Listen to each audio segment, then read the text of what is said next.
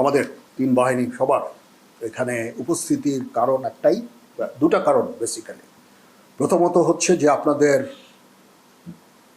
নিশ্চিত করা যে আমাদের সশস্ত্র বাহিনীর পক্ষ থেকে যত ধরনের সাহায্য সহযোগিতার প্রয়োজন হবে ইনশাআল্লাহ আমরা সেটা দেব।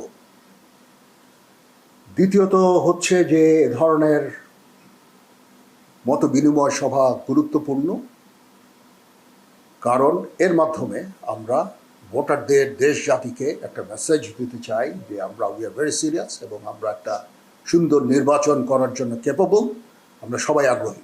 সেখানে নির্বাচন না হওয়ার কোনো সুযোগ নাই। এত বিপুল সংখ্যক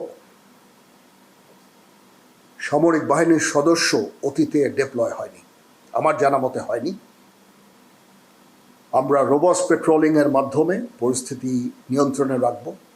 যদি পুলিশের স্ট্যাটিক ডিউটির পরে সেনা সদস্যর ঘাটতি হয় পেট্রোলিংয়ে, সেই ভয়েড আমরা পুরো করব। তো this is the two purpose.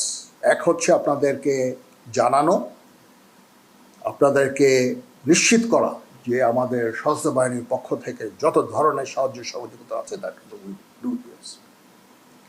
দ্বিতীয়ত একটা মেসেজ দেওয়া ভোটারদের, তাদের আশঙ্কার কোনো কারণ নাই,